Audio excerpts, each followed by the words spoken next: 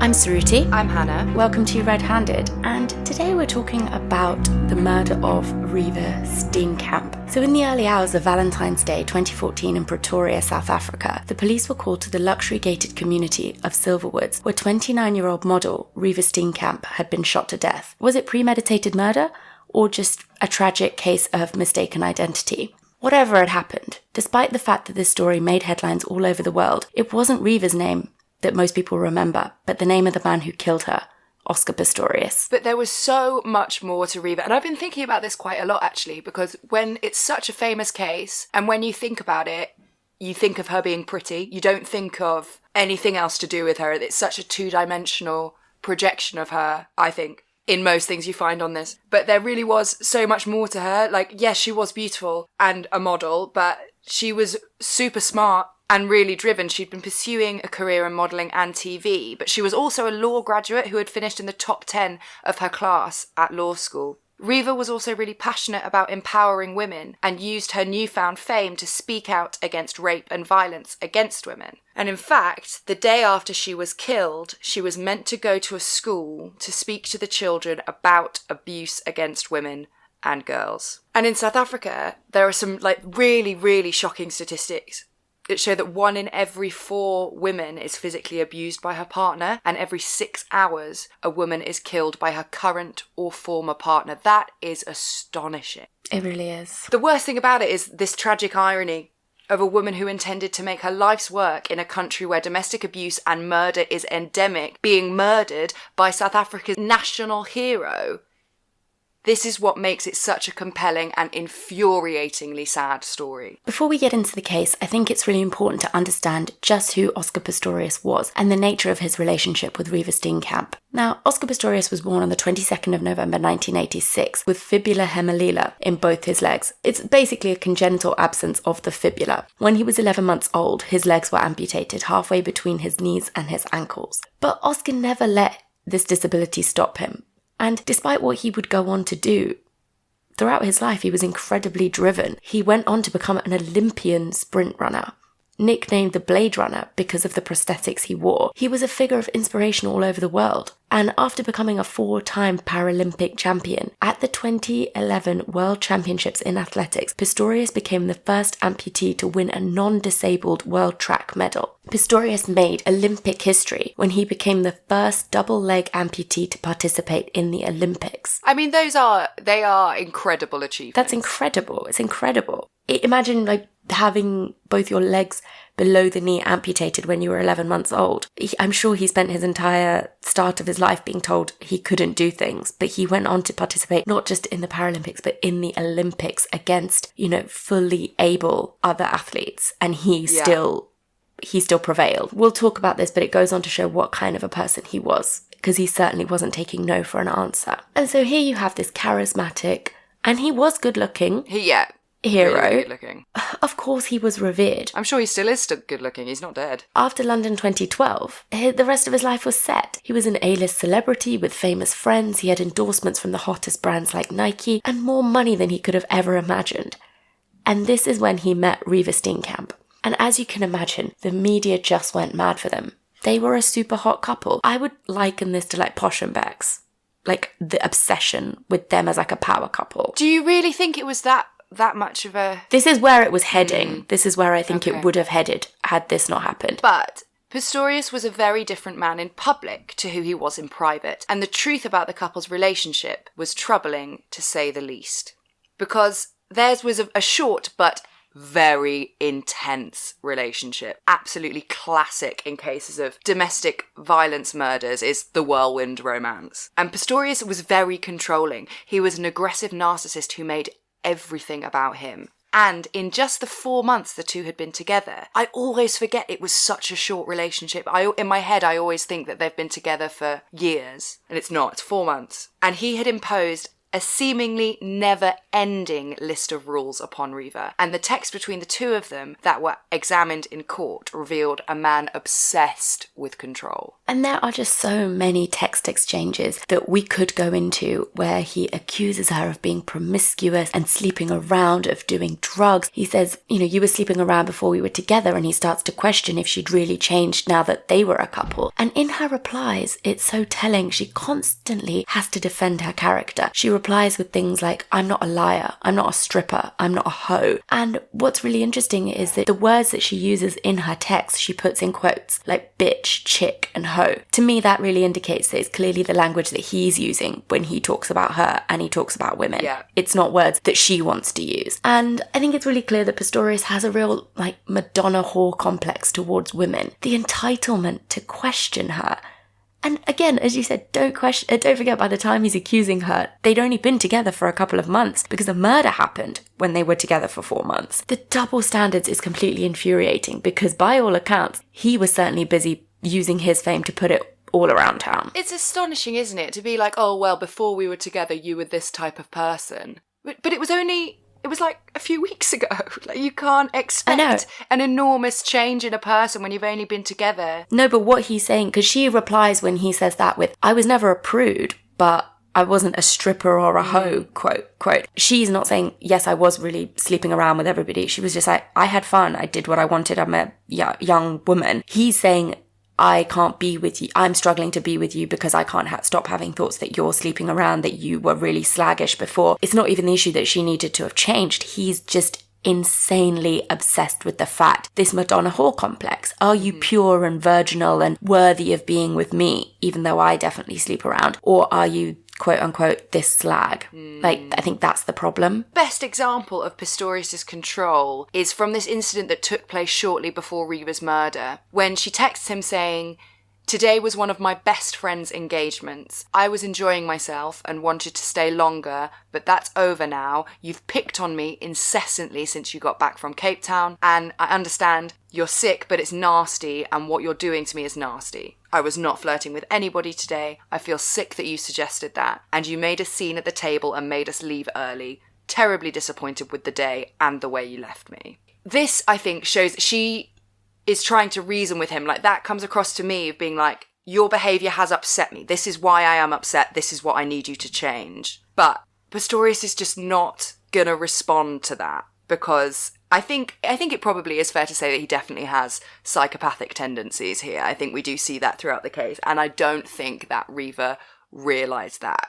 He didn't really see her as a person. He saw her as a thing that he possessed. And when she stepped out of his box for her in any way, that was completely unacceptable. And for example, there are just so many examples of when he puts these rules upon her and tries to control her. And for example, there's one time that they talk about where they were in a friend's car and Reeva innocently said to change the music because it was a shit song.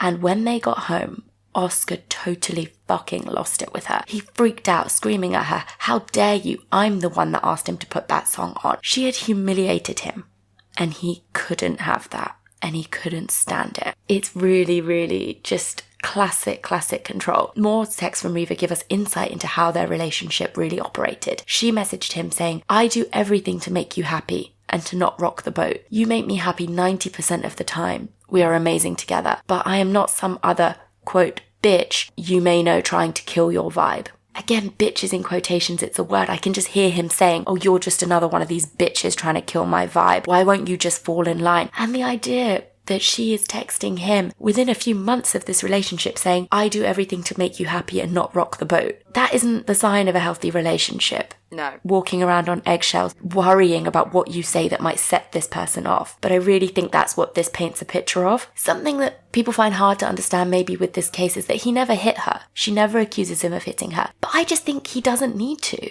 In a domestic abusive relationship, what the abuser wants is control. And if he's already getting the control he needs by the way that he's behaving without having to hit her, he doesn't need to. Again, we come back to this. Pistorius is just a man so used to getting his way. He's a man that overcame huge adversity. And I think he just wasn't used to taking no for an answer from anybody. And I think for Reeva, the relationship really was a total headfuck. It is really hard to get your head around that she was smart and she knew all about domestic violence. Like, that was what she was setting out her life's work, was raising awareness about domestic violence and abusive relationships. So when she finds herself in one, it is really quite hard to understand why she stayed. But we see this all the time. Recognizing that you're in an abusive relationship is quite difficult, I think. Like, your intelligence or your knowledge of the issue can be totally eclipsed by the intensity of an abusive relationship. And, in Reeva's own words, she said, 90% of the time, it's great. And they were infatuated with each other. And you do see that. And I do think that you can never, as an outsider, you can never really know what someone else's relationship is like because you're not there all the time. Like, it's, fact is, like, Pistorius is super manipulative and charismatic, so you don't actually have to be stupid or weak to end up in an abusive relationship and not realise it. Like, it can happen to absolutely anyone. Definitely. And I think, look at the profile of who he was. He was a national hero. He was incredibly athletic. He'd overcome so much in his life. There's no way, and he was really good looking. Those are things that anyone would look for in a partner. They're incredibly attractive characteristics. And like you said, he was charismatic and manipulative. And I think we can't undermine the spark and the chemistry that would have been there, that would have gone some way to eclipsing the level of abuse maybe in Reeva's mind about what was actually happening. So within 4 months of this relationship starting, Reeva was dead. And to this day, Pistorius claims that it was a tragic accident. But whatever happened that night, there was no doubt that Pistorius had shot and killed Reeva Steenkamp. So, he was arrested 381 days after the murder, and on the 3rd of March 2014, in Pretoria, the trial of Oscar Pistorius began. Now, Pistorius insisted, and his defence was built on the premise that it was a tragic accident, but while the prosecution's case was that Pistorius was guilty of murder in the first degree. So the timeline was outlined in court. On the 13th of February 2013, Reeva drove to Oscar's house at Silverwoods, and just before 6 p.m, Reeva was caught on CCTV at the gates to Oscar's house chatting to the guards, and 10 minutes later, Pistorius arrived in his white BMW. Now, the following account is Oscar's version of events that he gave in court. By 10 p.m. that night, Oscar said that the couple had eaten and that they were getting ready for bed. He said that he'd taken off his prosthetics and was watching TV while Reeva did some yoga. Pistorius said that it was a hot night and the air conditioning in his room was broken, so he'd opened the balcony doors in the bedroom and put 2 fans outside to draw the cool air in. They had then gone to bed. He said he then woke up in the early hours of February 14th because it was absolutely boiling in the room. He said as he sat up in bed, he saw that the fans were still running and the balcony door was still open and the lights were off. He said then Reeva rolled over to him and asked him if he couldn't sleep. He said they kissed, but then he got out of bed and went to go get the fans from outside. He then turned around when he heard a noise like a window opening in the bathroom. So he grabbed his gun from his bedside table and shouted for Reeva to call the police. And he ran over to the bathroom on his stumps because he wasn't wearing his prosthetics because he was in bed. He said he was now stood outside the bathroom door and he was terrified. He thought an intruder was in the house hiding in the bathroom and that they were going to attack him. He said he stood there a while but couldn't be sure exactly how long. He then heard another noise coming from inside the bathroom, and terrified that someone was coming out to attack him, before he knew it, he had fired 4 shots. He said he then ran back into the bedroom to look for Reeva, but she wasn't there. And unbelievably, he said that this was when it first occurred to him that it may have been Reeva in the bathroom. And on this realization, he said he quickly put on his prosthetic legs and ran back to the toilet to kick the door down. All the while, he said he was screaming and shouting and crying for the Lord to help him, but the door wouldn't break. So he grabbed a cricket bat and smashed it in. And there was Reeva, dead. He said he sat over her and cried, and that he couldn't even say for how long he was there.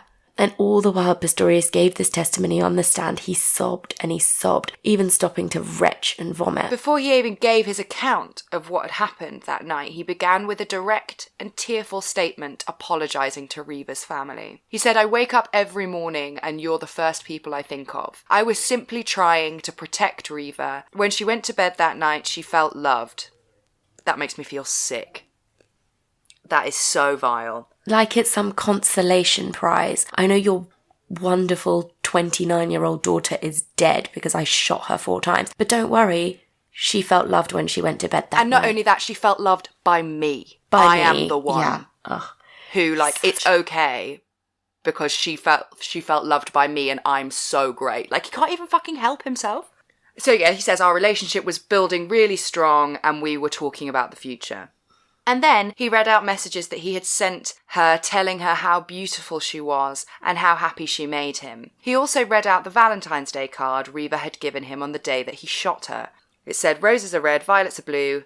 I think today is a good day to tell you that I love you." I think with relationships in general, like, if there is an area of it that is problematic, that area is no less problematic just because the other areas are good. Like, that doesn't prove anything. The fact that any of these problems are coming up undermines anything that was good anyway. So telling me just how he thought she was so beautiful, how he texted her that, how she'd given him this, is irrelevant when you look at all the texts where she's like, "Stop trying to control me." Yeah, exactly. And he admitted that he inflicted the gunshot wounds, but was adamant that he believed that intruders had broken in and posed an imminent risk to him and Reeva. I have a question. So he's concerned that someone's come in through the bathroom window, but his balcony doors are wide open. So he's clearly not that concerned about security. I think it's hard to explain. He never actually says where he thinks they broke in from, because they were asleep with the balcony doors open. Did they come in through the balcony and now they were hiding in the bathroom and then they heard him get up and they were opening the window? I don't really know. Basically, his whole thing is, there is someone in the bathroom that poses an immediate threat to me and to Reeva. I'm going to kill them. Like, that's what he says his mentality was. But we will come into that and kind of, can that really be reasonable and what did he really think? But before we get there, what's really interesting is the prosecutor on this case, Harry Nell, was not nicknamed the Pitbull for no reason. From the start, he went after the defence's case and a constantly sobbing Pistorius. Nell brought in, first, Michelle Berger, a university lecturer and neighbour who lived about 193 yards away from Pistorius' house. In court, she said, "I was woken by a woman's petrified screams. Something terrible was happening in that house. You only shout like that if your life was threatened. It left me cold." And vitally, Michelle said that she heard the screaming before she heard the gunshots. This is obviously so vital, because if the screams were heard before the gunshots, it completely undermines the defence's case that Pistorius thought he had an unknown stranger in the bathroom before he fired his gun. But Barry Rube, Pistorius's defence attorney, hit back asking the witness, was it a gunshot or was it a cricket bat striking the door? She said what she heard was 4 gunshots, but Rue continues, was it Reeva or a man screaming? You cannot be 100% correct, can you? This seems like such a weird thing, because like, the facts of the matter are, there were gunshots. Everyone knows there were gunshots. No one's disputing the fact that it was... He says that he just wants to inject doubt, and he's making the claim that the screaming they heard was not linked to the gunshots and were not Reeva at all, like it was a totally separate thing. They were in fact the screams of Oscar once he realised he had shot Reeva and when he was smashing the door down with the cricket bat. I mean, unlikely. Because it's all to do with the witnesses and the time the shots and the screams were heard. The defence even brought in a ballistics expert who testified that, quote, "There is no way it is conceivable this was anything other than a deliberate shooting. You have to pull the trigger 4 times. It wouldn't go off accidentally." Pistorius used a Taurus PT917 9mm pistol loaded with fucking hollow point bullets. If you don't know what hollow point bullets are, these bullets are expanding bullets. They have a pit or hollowed out shape in the tip that cause the bullet to expand when they enter a target. So this basically decreases the level of penetration, and essentially they shatter inside and tear the victim up. So this type of bullet is made to cause maximum damage. It basically releases like shrapnel inside your body. Fucking Christ. So even if you were able to get help, it would have torn you up inside. It wouldn't just be one bullet that a doctor would be able to remove and sew you up. Oh, he's so disgusting. Why the fuck, even if you thought it was an intruder, would you fire into a confined space where you can't see the target with ammunition that with just one shot would likely lead to a fatal outcome? He fired 4 times. This wasn't shoot to scare, this was shoot to kill. As I understand it, having a gun in your house is much more normal in South Africa than it is in the UK. But I think, I mean, maybe I'm wrong, but having a gun not only in your house, but having one with exploding bullets, seems a lot to me. And the way these shots hit Reeva also make up a crucial part of the case. The first shot hit her in her hip or like her upper thigh. The second shot hit her in her upper arm just above her elbow. And the third and fourth hit her in the right temple. The shots to her body, coupled with the alignment of the bullet holes on the door, show that after the first shot, Reeva was falling when she was hit again and again. And the sequence is vital, and the delay is vital, because after one shot in the hip, the first one, she would have cried out. And the second, third, and fourth shots hit her as she was falling. So this proves a delay between the shots fired. She wasn't hit again and again in the same place in a rapid succession.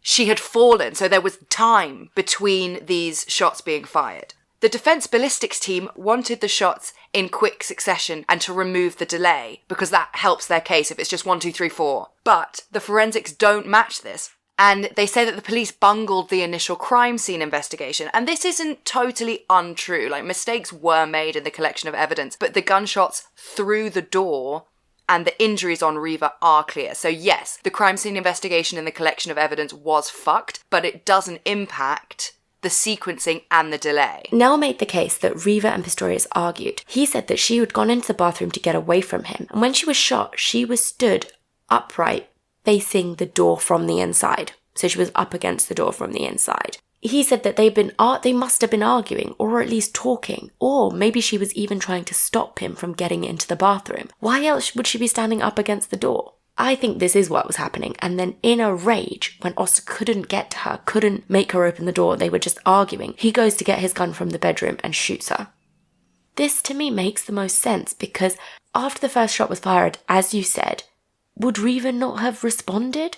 Well, the defense had a reason for this. They said that Reeva had stayed quiet because she'd heard Pistorius screaming outside about intruders, and so she had stayed quiet inside the bathroom to not give herself away. I don't understand why she was facing the door. She was facing the door because they were talking or arguing. She'd gone in there to put a barrier between him and her to get away from him, and he followed her, got the gun, and he shot her through the door. I think that's the only thing that makes any sense. So the prosecution played a video of Pistorius at a gun range, because he was, a keen, what would you even say? A keen gun enthusiast. Gun enthusiast, yeah. So he was a keen shot. He's, this isn't his first rodeo. And he was obsessed with guns.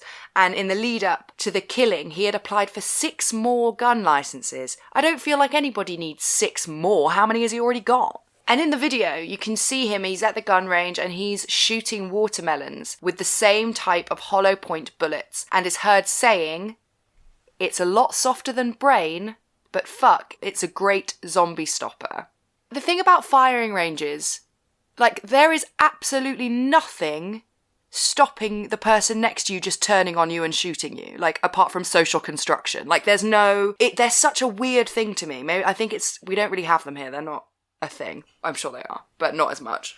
So now the prosecution attorney plays this video in court and he asks Pistorius, "You shot that watermelon and it exploded. You know that when you shot Reeva, the same thing happened to her head. Have a look." And he shows the picture of Reeva's injuries, and the picture is too much for the courtroom. Now, as Pistorius sobs, Nell continued, asking him how he didn't know it was Reeva in the bathroom. He said, "You yelled at her to call the police, and she was a maximum 3 meters away from you, but she never uttered a word.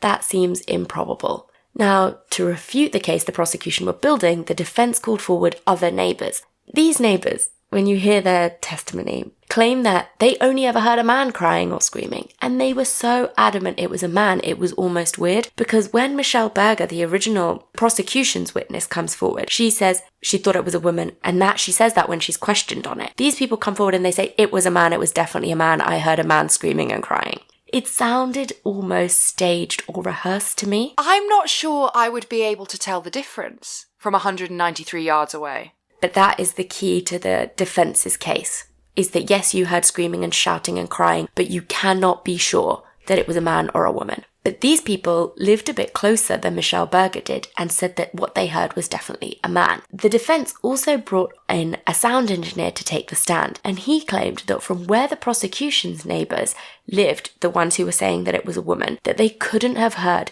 and the people saying that they heard screaming before and during the gunshots, not just after, that they couldn't possibly have heard the screaming or the gunshots from 193 yards away. Now, we read you some text between the two of them at the start of this episode, and many, many more of these were read aloud in court. But the dramatic finale to the prosecution's case was a text from Reeva to Pistorius 3 weeks before her murder. We are living in a double standard relationship, where you can be mad about how I deal with stuff when you are very quick to act cold. You do everything to throw tantrums in front of people. I have been upset by you for 2 days now. I'm scared of you sometimes, and how you snap at me and how you will react to me. But Barry Rue, the defence, fought back, showing affectionate texts and emails, and even CCTV footage of the couple in a shop kissing, and he asked the court, is that what an abusive relationship looks like? Yes, that can be what an abusive relationship looks like.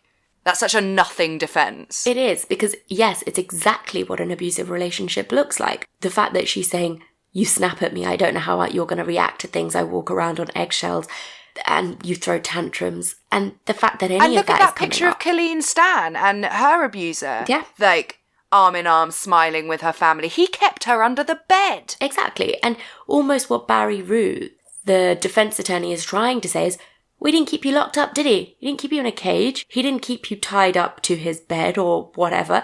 You were walking around in shots kissing him. He was telling people how beautiful he thought you were and how much in love you were. So apparently that undermines everything that she was saying about how controlling and possessive and insane he was. It's such a nothing defence, you're completely right. But Rue went even further because, he must know that just trying to undermine the domestic abuse side of things wasn't going to be enough. So Rue brought in a psychologist who claimed that Pistorius had generalized anxiety disorder, which meant that he has, according to the psychologist, a fear response that may seem unbelievable from the point of view of an able-minded person, but not for him. They also brought in a sports physician who had worked with Pistorius for 6 years, who claimed that psychological stress and his disability made him feel vulnerable. So Rue now claimed that the seeming overreaction was because Pistorius had had an anxiety disorder, but also because he wasn't wearing his prosthetics. This made him feel incredibly vulnerable. So, in the usual test in law, would a reasonable person have thought this or done this? Rue made the case that Pistorius' judgment was impaired, and so he couldn't possibly be held to that same level of accountability. Obviously, generalised anxiety disorder, people do suffer from it. It is a big deal. I don't think generalised anxiety disorder is enough of a severe diagnosis to get away with murder. Yeah. Because they're basically saying he had no idea who he's shooting at. So he's shooting into a confined space with hollow point bullets at close range in a space where that person can't hide, where he knows one shot could be fatal. He's saying that level of craziness, the situation that led to that happening is so unbelievable. They have to build a case to say, well, he doesn't think like an ordinary person because of this. And that's why it's fine that he did that. And that's why it's not murder. It's unbelievable, but it is smart defense because in law, like I said, normally you just have to prove that would a reasonable person have done this? And if yes, then it's okay. Finally, on September the 12th, 2014, 193 days after the trial had begun, and 574 days after Reeva's murder, it was Judgment Day. And in South Africa, there's no jury system. So it was down to Thokozile Masipa. Thanks for putting that in my bit. I wrote that out phonetically for you. You did well. Did you? Oh, thanks. Yeah. With the assistance of 2 lay assessors to make the decision. And unbelievably, she found Pistorius on the count of murder not guilty and discharged. Instead, Pistorius was found guilty of culpable homicide, so like manslaughter or negligent homicide. So she ruled that the shooting was accidental and it was not Pistorius' intention to kill Reeva, but he had intended to kill someone. He was firing into a bathroom door at an unknown target with a weapon with exploding bullets. Like it shouldn't, like that is murder. Just because it wasn't the person he alleges that he thought it was, That's not manslaughter. And she went on to say that the evidence from the prosecution was apparently just circumstantial. And because the sound engineer had come forward and said that they couldn't possibly have heard it, apparently the witness testimony had been proved to be unreliable. She also said that the accused gave an opposing statement that could be reasonably true. Of course he gave an opposing statement. Could it be reasonably true? That's very questionable. I don't personally think that it could be reasonably true. But as far as she was concerned, this was all that was needed in law for an acquittal. The judge acknowledged that he had lied and that he had no intention to shoot anyone, even though he had a loaded weapon that he shot. Like, that's so ridiculous. But it's okay because this lie doesn't mean that he was being untruthful about anything else, apparently. That is such a bizarre argument. I know. Like, I get that he's, at this stage, he's a national treasure, and this case was so huge, and it was, but that's not enough of an excuse. I feel like it's a classic case of, like, if he wasn't famous, and if he wasn't rich, that he would have been sent down for the rest of his life. Of course. And also just generally, we won't dig into this, but just generally on a larger scale of the race issues in South Africa, like who he was and what he gets away with, like, is unbelievable to me. And this really was, I felt like, South Africa's opportunity. The world's eyes were on them. This was their opportunity to prove that there wasn't corruption in their justice system, that they could run a fair and just trial. And they fucked it, because this is unbelievable. Because also, apparently, this, and what I'm about to tell you, is word for word what Thokozile Masipa said, the judge said. His behaviour immediately after the shooting was inconsistent with the conduct of someone who had intended murder. What? I know, it gets better. He shouted for help. He called 911. He called security. He couldn't even speak because he was crying so hard. He prayed to God to save the victim's life, and he was even seen trying to resuscitate her. And he pleaded with doctors to help, and he was distraught. From this, it can't be said that he didn't believe he was shooting an intruder in the bathroom. That's what she said during her sentencing. So he's trying to resuscitate her even though her head has exploded? Yeah. Yeah, that'll do That's it. bollocks. That'll do it. You shoot someone with a hollow point bullet 4 times, and then, yeah, you can try resuscitate them. Go fuck yourself. Yeah, just a bit of mouth to mouth. That'll sort that out. Exploded head. It's disgusting. So that judge has essentially just been like, oh, you're definitely not a murderer if you're a great actor. Yeah, because you screamed and you cried and you were running around and you called 911, so you couldn't possibly have done this. It doesn't match up with someone who would be a murderer, because then, you would have skulked away into the night with your stripy top and your swag bag. Like, what? The Hamburglar. So, but in the end, Pistorius was sentenced to just 6 years. However... That's disgusting. It's fucking vile. But... this case was appealed in November 2015, and in December 2015, the Supreme Court of Appeals overturned the culpable homicide verdict and found Pistorius guilty of murder. Fucking good. Finding that Pistorius was not justified in claiming that he thought his own life was in danger. But, unbelievably, it was once again Judge Masipa who was to carry out the resentencing. That should not be allowed.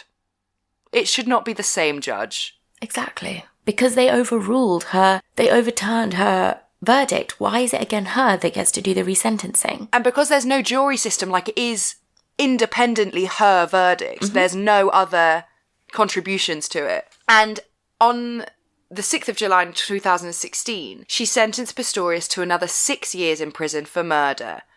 Who gets 6 years in prison for murder? Yeah, so he was now meant to serve 13 years in total. Even though the prosecution had called for 15 years, which is the minimum sentence in South Africa for murder, which still seems pretty light. So, like, even though he's been convicted of actual murder, he's still not getting the minimum sentence for murder.